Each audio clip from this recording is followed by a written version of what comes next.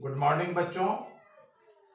पिछले क्लास में हम लोग सेल्फ पॉलिनेशन अर्थात स्व परागन की परिस्थितियों का अध्ययन किए थे और आपको बताया था मैं कि पर परागन की भी कुछ खास शर्तें होती हैं, कुछ ऐसी सिचुएशंस होते हैं, कंडीशन होते हैं जिसमें पर परागन की क्रिया ही होती है।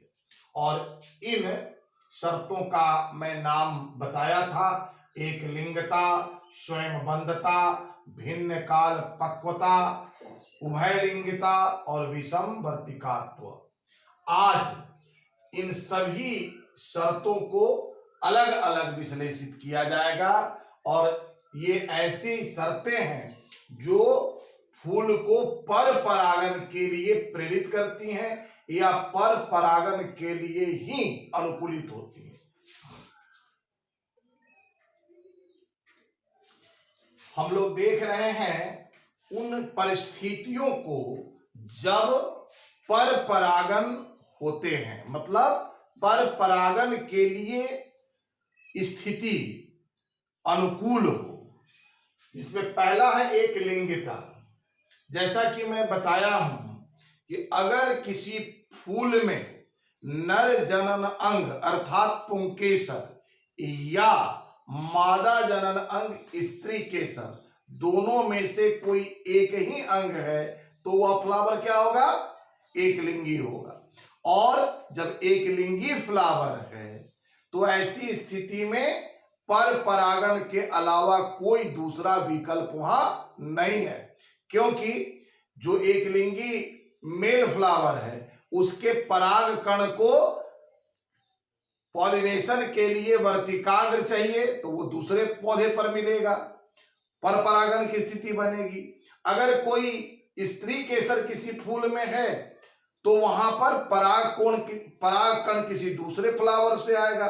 तो इस प्रकार जो एक लिंगी फूल होते हैं वहां पर परागन ही एकमात्र साधन है उसमें पॉलिनेशन का, एक लिंगिता। दूसरा स्वयंबंधता, सेल्फ स्टेरिलिटी। हम लोग फंडामेंटली क्या देख रहे हैं कि पराग कण वर्तिकाग्र तक पहुंचेगा और आगे की प्रक्रिया प्रशस्त होगी, तब जाकर प्रजनन होगा। लेकिन कोई ऐसा द्विलिंगी फूल हो जिसके वर्तिकाग्र उसी फूल के पराग कणों से परागित न हो, ऐसी स्थिति में वहां पर परागन के लिए दूसरे फूल का अर्थात दूसरे पौधे के फूल का परागकण अनिवार्य हो जाएगा। ऐसी स्थिति में भी पर परागन की स्थिति बनती है।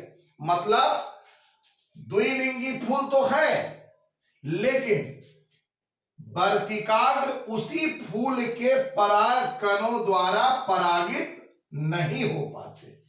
ऐसी स्थिति में भी पर परागन की अनुकूलता बनती है, पर परागन ही विकल्प बचता है और ऐसी स्थिति आलू और मटर में देखे जाते हैं। तीसरा है भिन्न काल पक्वता, डाइकोगैमी। आप याद करें मैं बताया था कि स्वपरागन किसी द्विलिंगी फूल में तभी होंगे जब उसके पराग कोश और वर्तिकाग्र एट ए टाइम मैच्योर होगा, दोनों एक समय परिपक्व होंगे तब स्वपरागन होगा। लेकिन द्विलिंगी फूल हो और उसके दोनों जनन अंगों की परिपक्वता के समय में भिन्नता हो, अर्थात पराग कोश और वर्तिकाग्र अलग अलग समय पर परिपक्व हो, तब क्या होगा? जब पराग कोश परिपक्व होगा तब तक वर्तिकाग्र परिपक्व नहीं है, परागन नहीं होगी, या वर्तिकाग्र परिपक्व हो गया और पराग कोश परिपक्व नहीं है फिर भी परागन नहीं होगी। तो इस प्रकार भिन्न काल पक्वता भी एक ऐसी सिचुएशन है, एक ऐसा कंडीशन है जब द्विलिंगी फूलों में पर परागन की क्रिया होती है। सामान्य नियम क्या कहता है कि द्विलिंगी फूलों में स्वपरागन होना चाहिए, लेकिन स्वपरागन तभी ना होगा जब पराग कोश और वर्तिकाग्र एट ए टाइम मैच्योर। लेकिन यहां स्थिति अलग होती है। जब द्विलिंगी फूलों में पराग कोश और वर्तिकाग्र अलग अलग समय में परिपक्व होते हैं तो यह स्थिति भिन्न काल पक्वता कहलाती है। अब ऐसी स्थिति में स्वपरागन की संभावना समाप्त हो जाती है, चूंकि दोनों एट ए टाइम तैयार नहीं होते हैं। अब इसकी दो स्थिति है। पहली स्थिति पुंपूर्वता,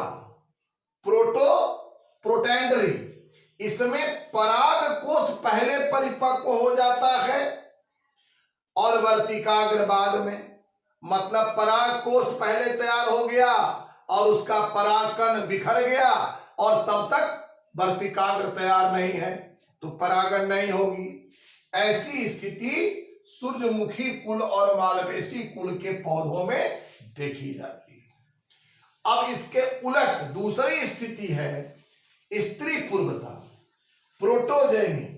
इसमें क्या होता है कि वर्तिकाग्र पहले तैयार हो गई, वर्तिकाग्र की परिपक्वता पहले कंप्लीट हो गई और तब तक पराग कोश मैच्योर नहीं हुआ, मतलब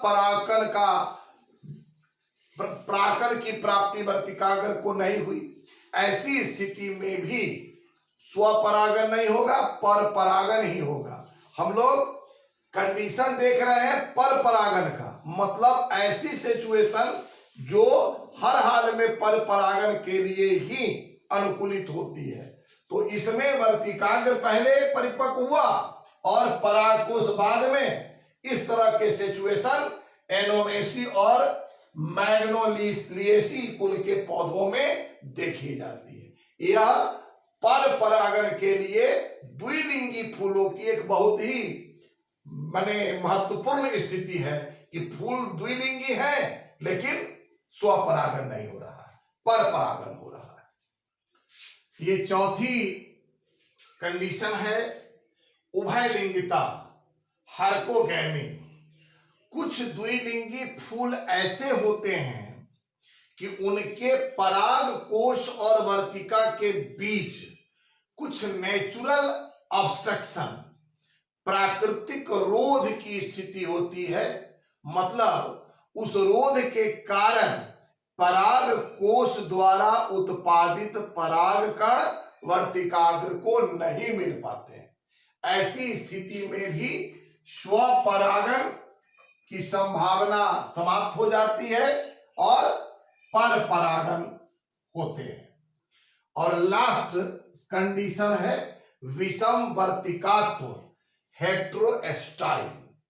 अब इस स्थिति में क्या होता है कि द्विलिंगी फूल तो है और दोनों के द्विलिंगी फूल है अर्थात दोनों जनन अंग वहां डेवलप होते हैं, लेकिन डेवलपमेंट में दोनों के स्थिति वर्तिका और पराग कोश की लंबाई, उसकी रचना और स्थिति, ये लंबाई, रचना और स्थिति कुछ इस प्रकार मैचेबल नहीं होती है, कुछ इस प्रकार की उत्पत्ति उसकी होती है कि किसी भी स्थिति में उस फूल का परागकण उस फूल के वर्तिकाग्र को नहीं मिल पाता। ऐसी स्थिति में स्वपरागन की संभावना समाप्त हो जाती है और पर परागन ही विकल्प बचते हैं। तो ये 5 कंडीशन थे जिसमें पर परागन होते हैं। अब इन परिस्थितियों के आधार पर परागन के प्रकार को अगर देखा जाए तो ये 2 प्रकार के होते हैं जो मैं बताऊंगा आपको। अब हम कंडीशंस की बात कर लिए जिसमें आप ये समझे कि पर परागन सामान्यतः एक लिंगी फूलों में होती है, लेकिन बहुत सारे कंडीशन आपको मैं बताया कि द्विलिंगी फूल होने के बावजूद पर परागन होती है। अब यहां पर हम लोग पर परागन के प्रकार, टाइप्स ऑफ क्रॉस पॉलिनेशन देखेंगे। दो प्रकार इसके हैं, दोनों हम लोग यहां देख रहे हैं। पहला सजात पुष्पी परागन, जाइटोनोगामी। इसमें क्या होता है कि एक पादप के पुष्प का परागकण उसी पौधे के पुष्प के वर्तिकाग्र तक पहुंचती है। अब आप पूछेंगे कि ये कंडीशन तो स्वपरागन का है। बिल्कुल, इसकी व्याख्या नीचे इसीलिए दी गई है, इसमें थोड़ा सा समझने जैसी बात है। यह फंक्शनल, क्रियात्मक रूप से पर परागन है, क्योंकि अगर पराग कोश से निकला पराग कण जायांग के वर्तिकाग्र तक पहुंच रही है, यहां तक पहुंच रही है, तो इसमें किसी न किसी एजेंट की भूमिका है।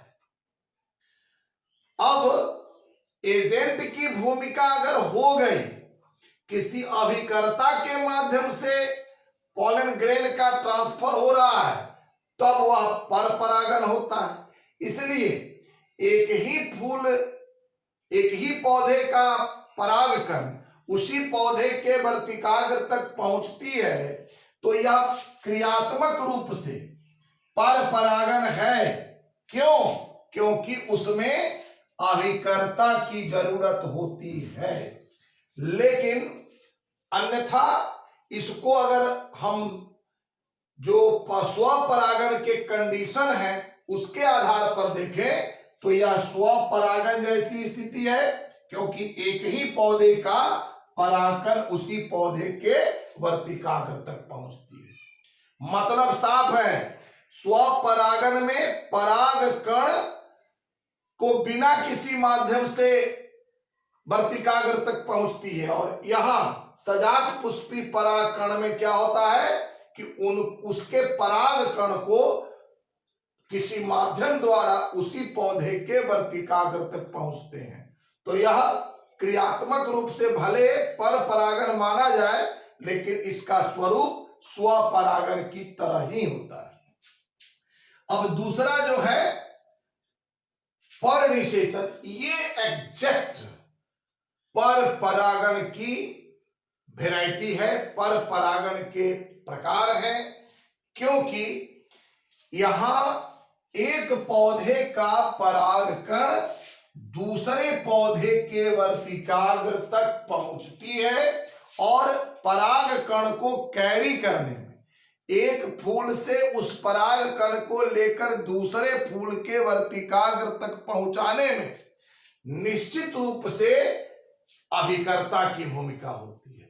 वह अभिकर्ता हवा हो सकता है, कीट हो सकता है, पानी हो सकती है, अन्य जीव जंतु भी हो सकते हैं।